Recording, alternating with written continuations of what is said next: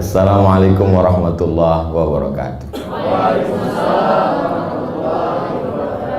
Alhamdulillah wassalatu wassalamu ala rasulillah wa ala alihi wa sahbihi wa man tabi'ahu wa mawala. Yang sama-sama kita hormati Bapak Wali Kota Padang Panjang, Bapak AKBP Cepi Noval Al-Mukarram Ustadz Henry Junaidi, para asatis yang tak dapat saya sebut satu persatu, bapak-bapak, ibu-ibu, semua jamaah musalla Nurul Hidayah, insya Allah semuanya dimuliakan Allah Subhanahu wa Ta'ala. Setelah dilaksanakan sholat berjamaah di tanah ini, maka tanah ini sudah berubah menjadi tanah wakaf. Wakaf itu konsekuensinya ada 3. La yuhabu, tak boleh lagi tanah ini dihibahkan. Wala yurasu, tak boleh tanah ini diwariskan. Wala yuba'u, tak boleh tanah ini dijual. Jadi nanti mana tahu ada orang menelpon saya, Assalamualaikum Ustaz Somad. Waalaikumsalam. Ini kami merasa senang dengan ceramah Ustadz tentang infak wakaf sodakoh. Kami mau mewakafkan tanah nih Pak. Di mana? Di Padang Panjang. Alhamdulillah, pas dicek rupanya tanah masjid musola Nurul Hidayah. Tak bisa dihibahkan lagi, tak bisa diwakafkan lagi, tak bisa dijual belikan, tak bisa diwariskan. Itulah arti wakaf. Wakaf artinya berhenti, tak menghasilkan apa-apa. Tanah yang kanan menghasilkan karena buat perumahan, tanah yang lain menghasilkan karena ditanam-tanami. Tapi andai di tanah ini luas, di sampingnya ada tanah kosong, lalu tanah kosong itu ditanami ubi, ditanami sayur, maka hasil dari ubi dan sayur itu juga menjadi wakaf. Itu yang disebut dengan wakaf produktif. Kami dengan Ustadz Henry Junaidi di Mesir dulu sekolah di Al-Azhar. Al-Azhar tuh kaya sekali. Sampai dulu Azhar tuh lebih kaya daripada negara Mesir itu sendiri. Pernah terjadi krisis ekonomi, Mesir meminjam uang dari wakaf Al-Azhar. Karena wakafnya produktif. Sekarang kita kalau dipejamkan mata sebut apel, terbayang buah apel. Mikrofon, terbayang mikrofon. Wakaf, terbayang tanah wakaf, tanah kuburan. Padahal wakaf itu mestinya produktif. Di atas tanah wakaf dibangun hotel, hasil hotelnya untuk kepentingan umat. Di atas wakaf dibangun ruku, hasil ruku. Pengelola wakaf boleh mengambil keuntungan dari wakaf, tapi tidak lebih dari 10%. Itulah sekarang sedang digalakkan, namanya BWI, Badan Wakaf Indonesia. Dan bisa dikelola wakaf ini disebut dengan wakaf tunai. Jadi misalnya Pak Cepi di kantor punya anak buah, lalu dikerahkan gerakan wakaf 1000, satu hari 1000, satu bulan 30.000, satu tahun 360.000, kali 1.000.000 orang, 360 miliar terkumpul. Itu kalau dibelikan cincau, berenang kita. Jadi nampaknya simpel. Coba mindset masyarakat itu dibangun untuk sedikit. Karena orang kalau cerita wakaf tanah, mahal. Wakaf ruko, mahal. Tapi kalau gerakan wakaf 1000, nampaknya kecil. Tak mungkin dia transfer 1000, pasti dia transfer 10.000. Buat kotak kecil, masukkan duit. Nah, ini tentang wakaf. Setelah ini dibangun, diresmikan, maka dilaksanakan sholat berjamaah 5 waktu. Subuh, zuhur, asar, maghrib, isya. Kalau ada mimbar sholat Jumatnya, khutbah dibuat di sini, namanya masjid jami. Tapi kalau tidak ada sholat Jumatnya, maka dia masjid saja, tidak pakai jami. Sebetulnya dalam fikih masjid itu cuma 2. Kalau ada sholat Jumatnya, masjid jami. Kalau tidak ada sholat Jumatnya, masjid, titik. Sampai ke Indonesia jadi 7. Masjid Raya, Masjid Agung, Masjid Besar, Masjid Islamic Center, surau, langgar, musola. Orang langgar, orang Jawa dilanggar tak mati. Di Jawa langgar, di bumi Minangkabau surau. Untuk keluar dari ikhtilaf Jawa dan Minang, musola.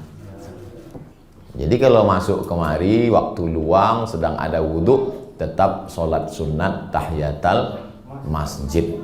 Musolli sunatan tahiyatal surau. Nah, musolli sunatan tahiyatal musola. Nah, karena berlaku di sini hukum masjid. Lalu kemudian kalau sudah diresmikan sholat berjamaah, satu kali waktu kosong tak ada orang sholat berjamaah, maka satu kampung sekitar kena laknat. Istahwadzat alaihi musyayatin, mereka sekampung diganggu setan. Maka jangan heran banyak kampung yang sudah didirikan masjid musola tak dilaksanakan sholat berjamaah, RT-nya kesetanan, RW-nya kesetanan, kadusnya kesetanan, kadesnya kesetanan. Kenapa? Karena tidak dilaksanakan sholat berjamaah. Maka kalau ada adik-adik kita yang sekolah di pondok pesantren, di SMA, bisa diangkat jadi imam tetap. Kalau bisa 2 orang supaya dia berganti-gantian, itu amat sangat baik. Supaya dia melaksanakan sholat berjamaah, mengumandangkan azan, dipanggillah di masyarakat sekitar. Ini poin-poin yang saya sampaikan ini, poin-poin mendasar. Pertama, tentang wakaf. Kedua, tentang kewajiban melaksanakan sholat berjamaah. Adapun tentang cantik dan bagusnya musola ini, tak perlu lagi kita komen. Cantik. Kita di dalam ini rasa-rasa macam ikan dalam akuarium. Kaca keliling. Tinggal nambah buih-buihnya aja lagi.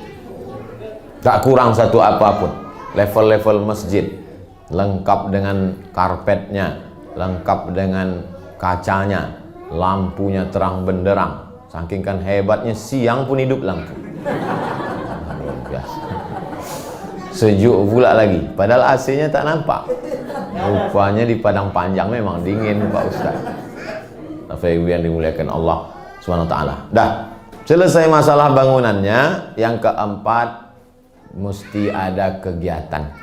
Jadi dalam Islam masjid itu bukan hanya sekedar ritual subuh, zuhur, asar, maghrib, isya, selesai. Tidak. Maka malam ada pengajian. Dari maghrib ke isya, gerakan maghrib mengaji. Handphone mati, laptop mati, komputer mati, semuanya mati. Maghrib ke isya, maghrib mengaji. Kita hidupkan lagi tradisi di bumi Minangkabau tentang maghrib mengaji. Tak ada anak Minangkabau yang tak pandai mengaji buta huruf Quran. Anak Minangkabau pasti pandai mengaji dan pandai basilik. Kalau ambo basilik lidah mulai. Kenapa? Karena mereka adalah sekarang disebut remaja masjid, tapi dulu mereka tinggal di surau. Maka sebodoh-bodoh orang di surau pasti pandai mengaji. Sebodoh-bodoh orang di surau pandai bersilat. Nah, maka kita kembalikan lagi itu. Kita buat latihan anak-anak muda bersilat supaya bangkitlah jati diri masyarakat. Halakamru'un lam ya'rif qadrahu. Orang celaka adalah orang yang kehilangan jati dirinya. Maka mesti ada lagi maghrib mengaji. Dari maghrib ke isya. Habis isya buat pengajian. Malam Senin akidah, malam Selasa fikih, malam Rabu tafsir, malam Kamis hadis, malam Jumat akhlak, malam Sabtu malam Ahad tablik akbar. Ngaji tak usah panjang-panjang, pendek-pendek, 30 menit pengajian, 30 menit tanya jawab. Anda bertanya, Ustadz menjawab. Semua ceramahnya direkam, diupload di channel Musola Nurul Hidayah Padang Panjang. Jangan lupa subscribe, like, and share. Nanti kalau mau buat channel itu, bingung mau buat endorse-nya, tinggal potong video ini 1 menit, masukkan ke Instagram. Karena sekarang pengajian banyak, masjid surau langgar musola hilang. Jadi kalau saya rindu dengan musola Nurul Hidayah, saya tinggal ketik di YouTube Nurul Hidayah Padang Panjang. Alhamdulillah sudah ada channelnya. Pas ditengok cuma 1 video Abdul Somad. Jadi orang-orang Padang Panjang yang rindu dengan kampung halamannya, waktu dia ketik di situ Padang Panjang, keluarlah wisata Padang Panjang, pesantren Padang Panjang, kunjungan Pak Wali Padang Panjang. Nampaknya ada satu Mushola Nurul Hidayah. Diceknya, oh udah ke rumah kampung amak nenek mama awak, mengobati kerinduan mereka. Dia dengar ceramahnya, mengalir pahalanya. Nah, ini penting. Karena zaman milenial, zaman media, kalau tidak kita ikuti perkembangan ini, habis. Ulama dulu memang tidak berceramah, tapi mereka menulis kitab. Tulisannya dicetak sampai hari ini, buku Buya Hamka. Buya Hamka pun ceramahnya lewat radio. Maka rekaman suara Buya Hamka di YouTube, cobalah ketik ceramah Buya Hamka. Tak ada videonya, tapi suara MP3 Buya Hamka. Nah, ini kita jaga ceramah-ceramah. Datangkan para asatidz kita. Bumi Minangkabau tak kurang daripada ustadz, apalagi di kabupaten, di kota Padang Panjang, pondok pesantren, Serambi Makkah, di pesantren-pesantren hadirkan. Pengajiannya bersilabus.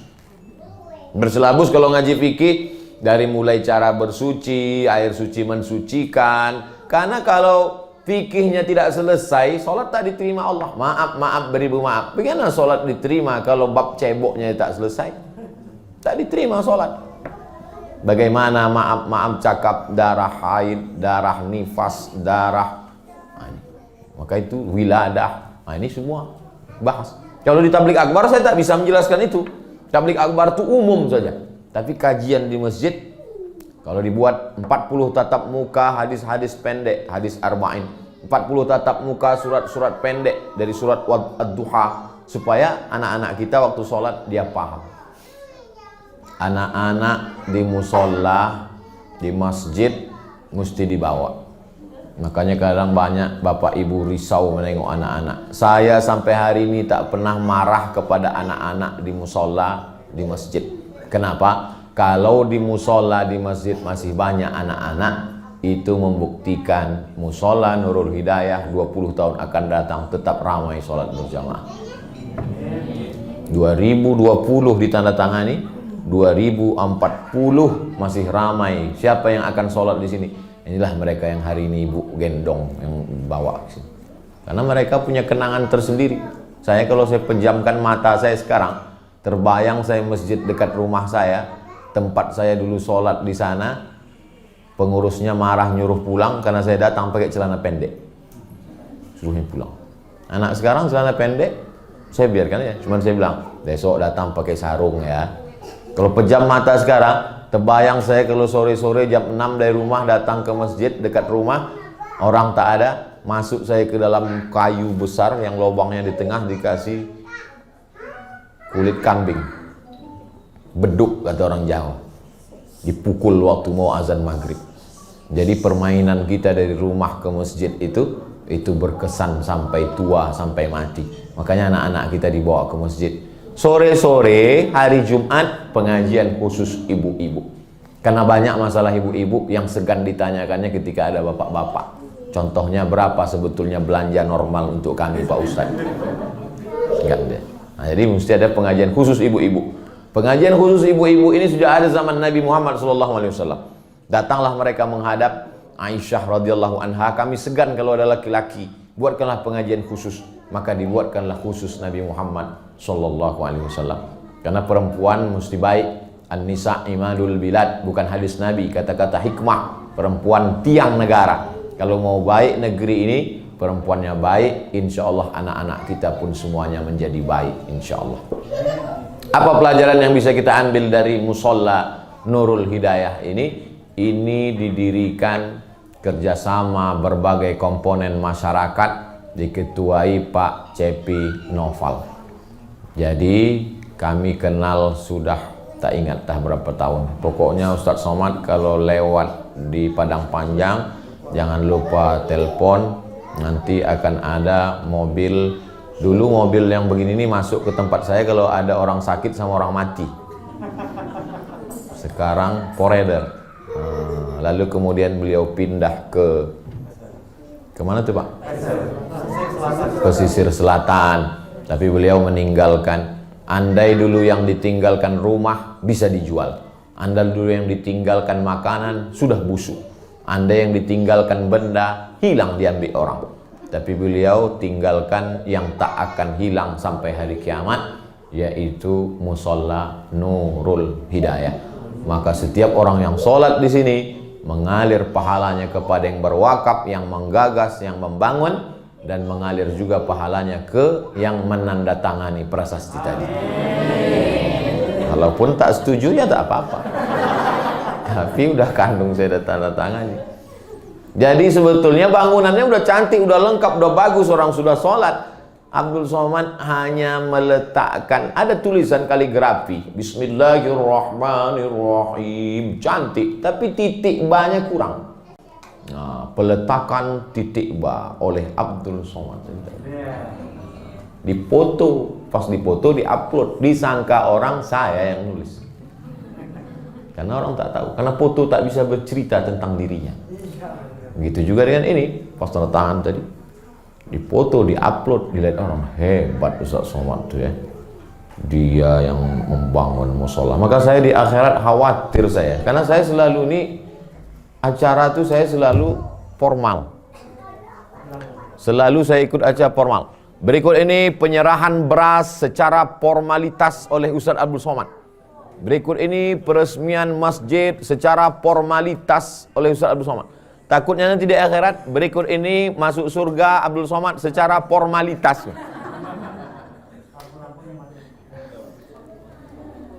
Saya kalau ceramah mati lampu itu saya tak risau, karena suara saya beda-beda tipis saja sama mikrofon. Nah, Pak Ibu yang dimuliakan Allah SWT, itulah 7 poin yang saya sampaikan pada kesempatan ini. Udah mau ditutup tadi. Ada pula. Itu hebatnya musola Nurul Hidayah. Mati lampu ada portable. F Bayangkara portable manpack. Hebat, di mana-mana dibawa. Saya pernah Pak ceramah dari Pekanbaru 7 jam naik mobil. 7 jam naik mobil, sampai di tempat acara itu mati lampu. Dihidupkan mereka mesin itu pun mati. Dibawa portable pun tak berbunyi. Sampai itu saya angkat tangan, Rabbana atina fid dunya hasanah. Habis itu saya balik. Berkesan sampai hari kiamat saya ingat. Sampai hari ini traumanya belum hilang. Tapi sampai di Padang Panjang ditunjukkan bahwa semuanya serba siap. Begitulah masyarakat menyiapkan ini supaya nanti di akhir zaman, di akhirat, kita mendapatkan pahala man bana masjidan, siapa yang bangun masjid, banallah mislahu baitan fil jannah, dibangunkan Allah untuknya satu tempat di surga. Mesti booking tempat. Booking tempat di surga gimana caranya? Bangun masjid. Pak CP sudah booking tempat. Ustaz Somad tanda tangan itu ikut juga. Pak Wali membangun, dulu kita ikut meresmikan masjid besar Islamic Center. Sudah, tinggal lagi bapak-bapak, ibu-ibu. Ibu-ibu pesankan ke anak ibu, setelah kau besar nanti nak, kau mesti bangun masjid. Kalau nama ibu Fatimah, buat namanya Masjid Fatimah. Kalau nama ibu Maryam, buat namanya Masjid Maryam. Di Pekanbaru ada Masjid Fatimah. Supaya apa? Supaya dikenangnya ibu, mengalir pahalanya. Yang paling besar pahala adalah bakti kepada ayah dan ibu. Mudah-mudahan anak kita semuanya anak-anak yang soleh dan solihah. Amin ya rabbal alamin. Man ahabba yubsatalahu fi rizqihi, siapa yang mau dimurahkan rezekinya, dilapangkan rezekinya, wa insa'alahu fi asarihi, dipanjangkan umurnya, farliyasil rahimahu, hendaklah dia selalu menyambung tali silaturahim. Di mana silaturahim disambung? Di masjid. Termasuklah saya pagi ini sudah 2 kali nyambung silaturahim dengan Pak Wali kota di masjid. Dibangun silaturahim tadi subuh di Masjid Raya dan sekarang di Masjid Nurul Hidayah. Bedanya subuh tadi masjid jami, ada sholat Jumatnya, yang ini musola tapi statusnya masjid juga. Demikianlah yang dapat saya sampaikan.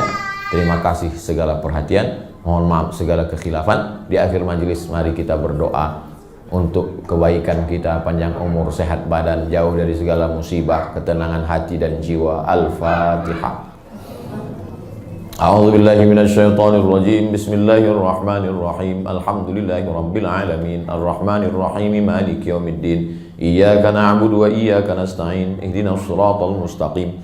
Shiratal ladzina an'amta 'alaihim ghairil maghdubi 'alaihim waladdallin. Amin.